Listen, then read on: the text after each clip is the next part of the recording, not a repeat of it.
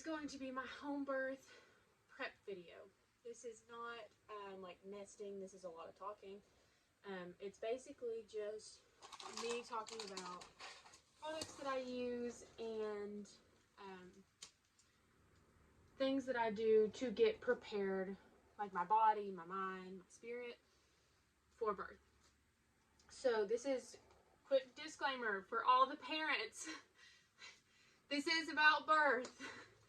I know a lot of kids watch this channel, and I don't believe I'm going to be saying anything gross or inappropriate for children, but your kids may ask questions. So this is your warning. I have a little sheet here that I've wrote down so I can keep my thoughts in order. Kane is out with the kids right now, separating cows. So I've got a little bit of time before they come back, but I'm going to try to make this video fairly quick. So, how I'm preparing for my second home birth. My son was a home birth, and now this son will be a home birth, hopefully, Lord willing. My daughter was a hospital birth, and I did have the epidural with her. But yeah, going on to how I prepare. Mentally, my first thing is I leave all of my worries about labor, about postpartum, at the door. I give it to God. I just absolutely hand it over and try not to stress. Stress is one of the worst things you can do in your pregnancy. So there is tip number one. Stop stressing and give it to God. And then the second one mentally is I am reading my natural childbirth book. So this is the second time I've read it. Anyone that wants to do a home birth, hospital, anyone that's birthing should read this book. Education is by far the biggest tip I can give anyone that is going to be birthing. So this book in particular is called Natural Childbirth, The Bradley Way by Susan McCutcheon, I believe is how you say it. This is the revised edition. It's the Bradley method is basically just teaching you how to calm your body down from the top of your head down to your toes, your fingertips, things like that. And if you can do that in a contraction, it makes it so much easier. And I say this from experience. And we'll talk about this later on, but when I would have contractions, as it got harder, I would sit. I can remember one time in particular, I would sit on the toilet and just like lay over. And I call it limp noodle because that's what you're doing. You're literally just laying over on your support person. For me, it was my husband, Kane, or my midwife, or my Nana. She was there at Bo's birth. But yeah, I would just lean over and go full limp noodle and just lay there. And I would do like my breathing techniques. And then I would be fine, and I would get up and I would go do whatever I needed to do. So this is by far my favorite childbirth book. What to expect when you're expecting has nothing on this. I hated that book. There's nothing actually beneficial in there for you, I swear. This is where it's at. Moving on. So, physically, I do get on my birth ball a lot, and I will be doing it more often because as you start to get into that last little bit of pregnancy, everything hurts. And really the only way to sit comfortably is on a birth ball, for me at least. I do hip circles, so you basically just turn your hips in a circle one way and then the other way, and then tilt, so you're rocking your hips forward and backward and forward and backward. And then leaning lunges is one of my favorites. So you get in a lunge on the floor, and then you lean. You put the ball in like almost in between your legs, and then you just like lean on the ball and rock. And that will help. All of those movements will help get your baby in the best positioning.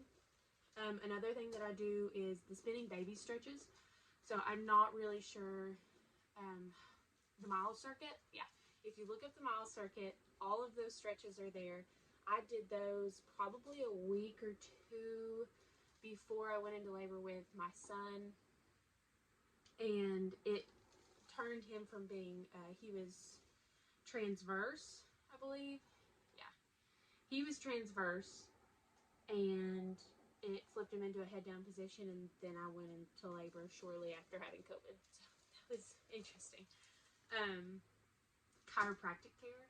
So this is the only pregnancy that I have gone from the beginning to the end with chiropractic care. With my other two pregnancies, I only did it at the end and then after. So I'm really interested to see if there's much of a difference there. I know I've felt better. My hips don't hurt near as bad. My back doesn't really hurt. Yeah, I really like my chiropractor. She is trained in the Webster technique. So that is kind of like spinning babies. And then she's also trained pediatric-wise. So she can do the baby and the toddlers. And then foods, like as far as what I'm eating, I try to eat whole foods, you know, like kind of keep it stupid simple type deal. Carbs, fats, and protein at every meal. And then vitamins. So this kind of also starts off our Earthley unboxing. So if you didn't see that in the title or the description, I am doing an Earthley unboxing right now. It's happening right now. So Earthley is a beautiful company. I love them. Since I found them, I have loved them. They're very affordable, all organic ingredients. I don't think I've ever tried a product from them that I haven't loved, and that's kind of saying something, because when you're doing like the holistic and all natural, it's hard to find something that works and is good for you. So this is not a sponsorship or whatever. Obviously, like we don't have that many followers. This is not sponsored. This is purely just me saying that I love their products and they're amazing. Moving on. First, I'm going to go over what vitamins I take, and that kind of leads into the Earthley unboxing. So, to start off with, I do take grass-fed beef liver. This is highly controversial for some reason. Controversial? Yes. For some reason, I do take the recommended amount. So, I take 4,500 milligrams a day. And I do notice a difference when I don't take it. I actually get really bad headaches if I don't. But yeah, it's all grass-fed beef liver. I just get this one off of Amazon. Yep. Next, I use Colostrum. So I started taking this when I started losing a lot of weight in my pregnancy. I've lost weight with all three of my babies. With my daughter, my firstborn, it wasn't near as much as my son and this son.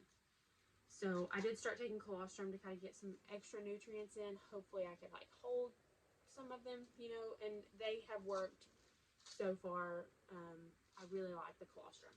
So that's just the Now brand. Got that at my local health food store. And then I'm trying to see if there's anything. Oh. Okay, so now we're getting into the Earthley stuff. So another thing that I take in pregnancy is my immune aid from Earthley. I don't remember how much this is, but again, it's reasonably priced. They really don't overprice anything. It is whole food, natural vitamin C, just straight up vitamin C. So, like the ingredients in this is camu, I think. Some kind of berry, and orange peel and stevia. Certified organic ingredients for all ages. And they will tell you how much to take and all that stuff. This is not capsule. You can get it in capsules, but I found it easier for me to put it in my adrenal cocktail. So that's another thing that I do every day is orange juice, coconut water, a little bit of salt.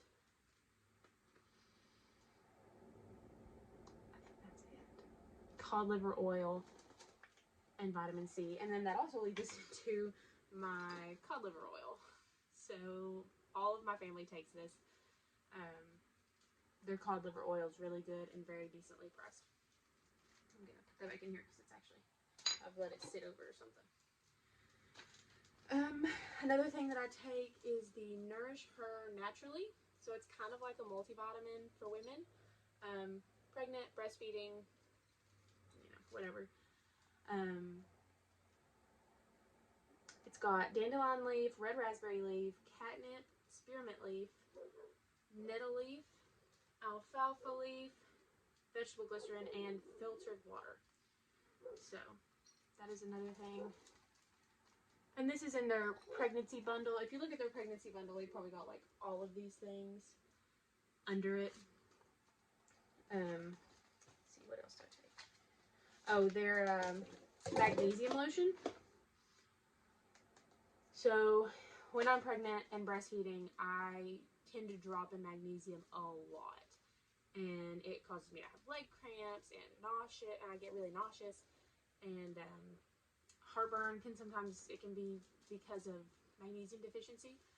So my entire family uses this, especially my daughter and my son. They use it every single night after their bath. They have a newborn formula that's like sensitive. I really love their Blue Bliss smell. I'm sorry, I'm out of breath. Third trimester struggles. But I love the Blue Bliss smell. It's got blue tansy in it. This is the lavender though. This is the one that my son uses. And then my daughter and I both use the Blue Bliss. So that was part of my unboxing. And then, let's see. I'll go ahead and show you the Gentle Birth. Yes. So at 36 weeks, I'm not 36 weeks yet. I am going to be 34 tomorrow. So probably when I post this video, I will be 34 weeks. Gentle Birth made a big difference, I think, in my first birth and my second birth. So my midwife actually warned me when I was taking this, because she didn't tell me to take it. She saw, or I told her I was taking it, or that I was going to take it. Sorry, gosh. I told her I was going to take it, and she warned me. She said, listen, even if your contractions don't feel that bad, if you are having them in any order and they're not changing when you're moving positions, please call me, because she's an hour away from me. So she was like, I've had so many moms not realize they are in like transition and stuff like that because of this herb. Like all of her moms that take this always end up having like not super hard labors, but very effective labors, if that makes sense.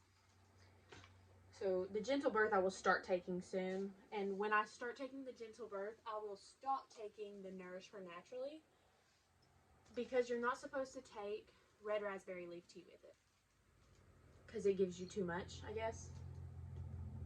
I think that's it for the vitamins, but I'm going to go ahead and get into this haul real quick, or this unboxing, because it's a lot of stuff for baby and me and my kids. And then we'll carry on with what I'm doing physically. So one of the things that I got for this birth is a soothing herbal bath. And it just, that's the label. That's what it looks like. And I will use this for my first bath postpartum with my baby. And so I'm excited about that. I've never done an herbal bath before, so I am very excited about that. Another thing that I got in this, okay, for this I got two other things. So this is for immediately after birth. One of them is Ease the Ache. Now this can also be for period cramps, bloating, let's see what it says, for the relief of occasional cramps and bloating.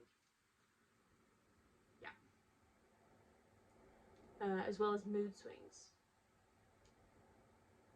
So I got this for the after birth cramps, contractions type deal that shrink your uterus back to size when you're breastfeeding. So they were really, really bad with my daughter, which was weird because she was my first, and then they were like manageable with my second. I did not, this will be the first time that I've used this. I used to use the After Ease by Motherwort, but I want to give this one a chance. I do have the other one on hand if I don't like this one, but again, I've never had a product from Earthley that I didn't like, and then I can use this for periods after. So again, ease the ache. This is alcohol free. It's got nettle leaf, red raspberry leaf, cramp bark, motherwort, vegetable glycerin, and filtered water. All organic ingredients. And then the other one that I got specifically for afterbirth was the postpartum balance. I had really bad baby blues with my son. I guess it was all the anxiety building up in pregnancy, and then it just like busted at the seams when I had my son, like to the point where when the sun would go down, I would just start hysterically crying, be afraid, like I would be afraid that they would like, you know, pass away in the night, or, you know, just mom things. You wake up in the middle of the night and you're like, oh, I gotta check their breathing, you know, stuff like that. And I had a hard time giving that to God. When I started praying about it and taking this, or not this in particular, I actually took something else, but I don't remember what it was called. Anyways, when I took a postpartum balancer, I started feeling a lot better. So it must have just been my hormones being way off key or whatever. But I am kind of anticipating that this time around, just with having 2 toddlers and, you know, the nighttime routine and all of those things. It just comes with motherhood. So between giving it to God and taking this, I'm hoping that everything will be okay. Moving on.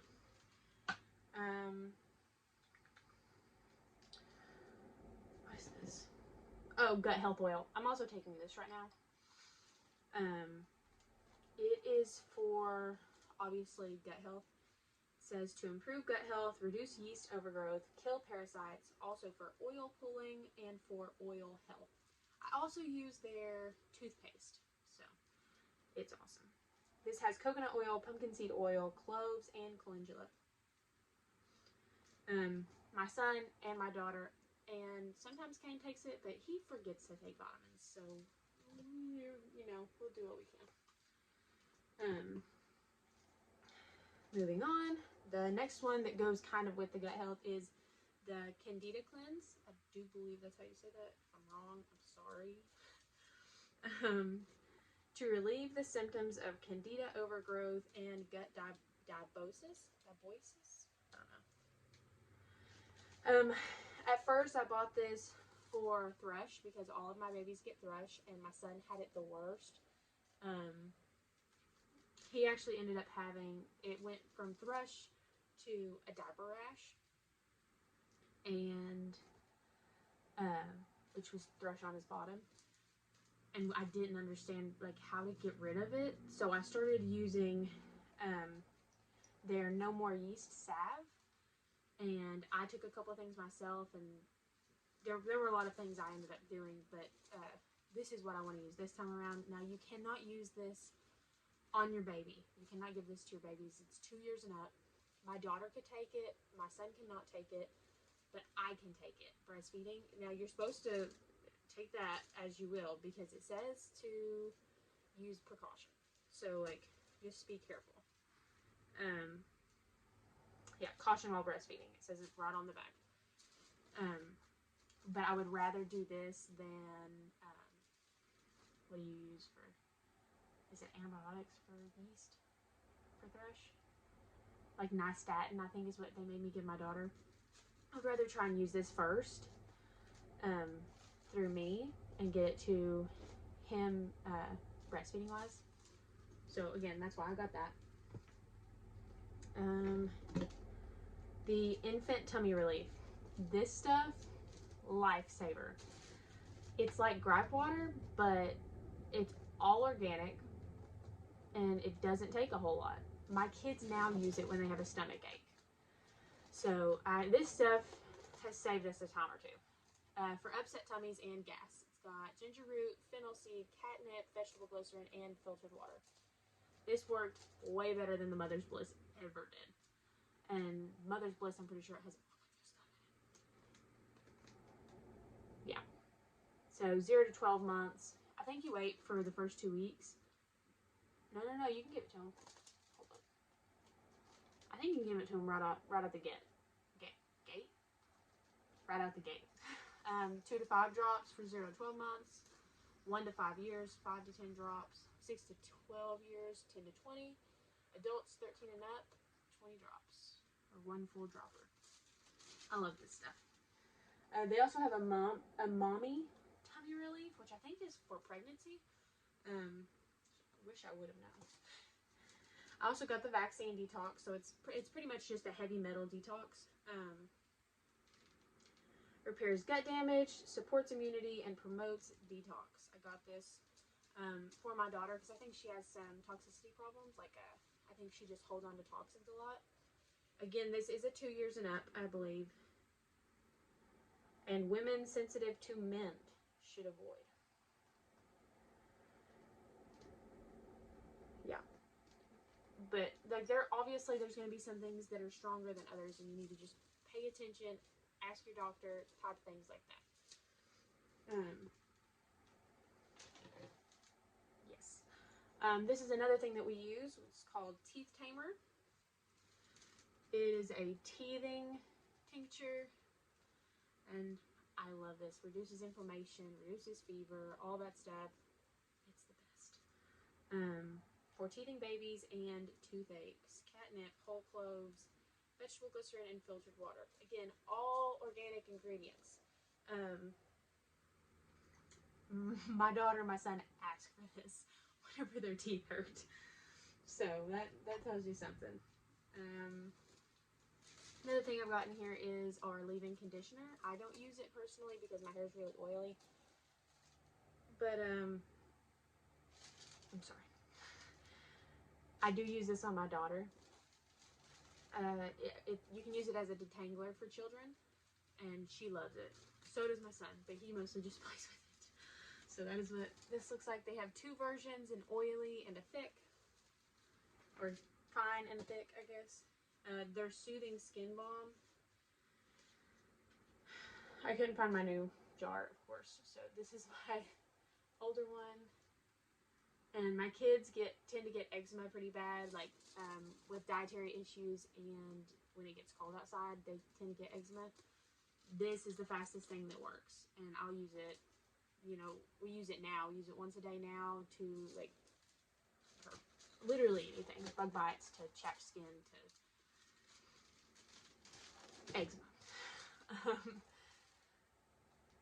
But this is the only thing that I've found that all but just like fixes eczema. I mean, not all but. It literally fixes eczema.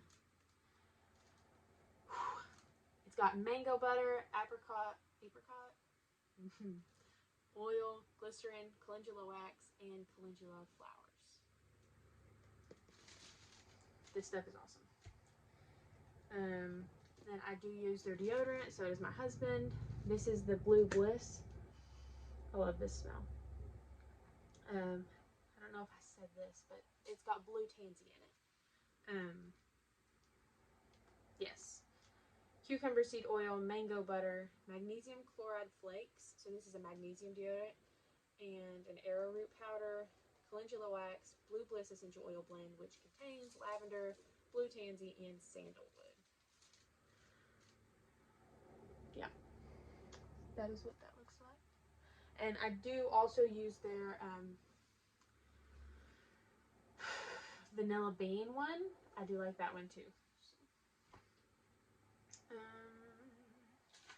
This would be, I showed you that one. This is their kids soap. So it's called Kids Gentle Body Soap. It's got extra virgin olive oil, coconut oil, avocado oil, coconut milk, mango butter, and castor oil. It doesn't really have much of a smell, but it's like some of the most sensitive soap I've found, and the kids love like the little shapes that they come in. So I don't know if you can see that one, but it's a frog. And Bryn has a llama right now, and Bo has a heart, I think. I think it's a heart. So this one's for the new baby. And I have no fear of using this with the new baby. Okay. That was everything for that. And then I've got a couple essential oils I'm going to show you too for labor.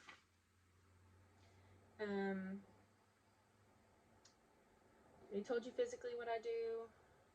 So here's just a couple questions for people that want to have a home birth. Questions. Why? Why have a home birth? That is different for every person, or it should be varying at least. My why is going to be, I don't want the epidural. That was my first why with my son, was I didn't want the epidural like I took with my daughter. I found out some really bad side effects. You know, that's why she wasn't really latching that well. Made breastfeeding a lot harder. The things that are in epidurals are not good for you. And I knew that if I was in a hospital setting and I wasn't getting help and I didn't have support, that I was going to take the epidural. Because birth is hard. It is hard work. And you should always go into birth thinking it's hard work, because it is. There's no getting around that. It is hard work every time. Now, the atmosphere that you work in changes the game. So, why? Just a more natural birth. I didn't want an epidural. I wanted to be supported in my own home, comfortable, with the lights off or the lights on or whatever I wanted at the moment. I wanted to be able to get in the water and eat when I wanted to, and not have to lay in a bed for 3 hours like I did for my daughter. Yeah, everybody's why is going to change, though. If your why is going to be, well, I need it to be cheaper, that's your why. But just know that work comes with cheaper. Yeah. Moving on. Is it dangerous? If your pregnancy is relatively normal, sorry, my dog's barking. If your pregnancy is relatively normal and you have no clear markers that would put you out of, or put you at risk for a home birth, no, it should not be dangerous. My midwife actually dealt with the prolapsed cord, which is very dangerous, and most doctors in the hospital don't see it and can't save it sometimes. When you have cord prolapse, basically you're cutting off all circulation to your baby and all oxygen and things like that the baby needs. And she got this mom in a position to where her baby was okay, transferred her to the hospital. You can always transfer to the hospital. It's always an option. I live like 6 minutes, 4 minutes if my husband's driving from the hospital, and I was not concerned about the danger part. I know my midwife, I was in good hands. I knew my husband would do anything and everything it would take to get me to the hospital, so on and so forth. So no, I don't believe it's more dangerous. If anything, it's the opposite, because in a hospital setting, if there's even the slightest inconvenience, not danger, inconvenience, they will put you in a C-section. Every time. At least where I'm at, they will give you a C-section. And they will induce you, which causes more problems, and it's just not where it's at. So it's much easier if you just let your body do what it needs to do. Moving on. How was it different from my hospital birth? Well, for one, I was 3 centimeters dilated when I absolutely could not handle the pain from birth or from labor, and got the epidural. When I thought the pain level, I was probably a 7 or an 8, and my water had already broken because of my OB, who earlier in the day had done a cervical check and ended up what's it called? It it was, I guess she accidentally like broke my membranes or whatever, or ruptured my, yeah, she ruptured my membranes on accident. I had leaked all day and didn't know it, and at that night it like completely ripped. So went into labor early. Had to wait on COVID test results that they couldn't find because the lab lost them. So I couldn't walk around and stuff, and I pulled a muscle in my back, straining against the contractions because I didn't understand that I needed to work with my body and surrender to God and the way that, you know, He had things planned and things like that. It was very different. At home, I was dancing and cleaning in my kitchen when my midwife showed up, and I didn't even know if I was in labor. I was like, I don't know if I'm in labor. I know you're an hour away. I was like, if you want to just wait, it's fine. And she's like, I think we'll come. And I was like, okay. So she shows up, and I'm dancing, smiling in my kitchen, and making muffins for everybody. And she's like, let's check you. And I was like, she's like, are you okay with cervical check? And I was like, yeah, I don't really know where I'm at. So, you know, to have a starting point would be nice. So don't tell me if I'm below 3 centimeters, though, because I don't want to know. She's like, okay. And she checked me, and I was 7 to 8 centimeters dilated going into transition. And she's like, well, it looks like you're having a baby today. And I was like, what? So home birth is just different. How did I handle my contractions is another one I get a lot. So if you're aware that you're not going to get the epidural, you have no means of pain management from IV, drip, whatever, you start looking online and you start finding some stuff. So obviously I did the Bradley method, and it was just slowly making my body go limp noodle. You know, I told you all this in the beginning. Just absolutely give over and surrender to God, surrender to your contraction. Just let everything else go. Nothing else matters. All that matters is the moment that you're in, breathing, focusing baby down, how can I help type deal. And if you can do that, your contractions will not be that bad. Every person that I've talked to that does, or I say talked to, watched that does Bradley method, whether on YouTube or wherever, they love it, and they say the same thing I am. I love the Bradley method. Moving on. Things I like to have on hand in birth. So I have a small list here, and then I do have some oils that I wanted to show you. They're way back here. 1, 2, 3. Okay. So, number 1. I made my own essential oil roller with my son, but I found one that has almost the exact same ingredients on Eden's Garden, which is where I get my oils. This one is called Laborless Delivery. I don't know if it's gonna focus.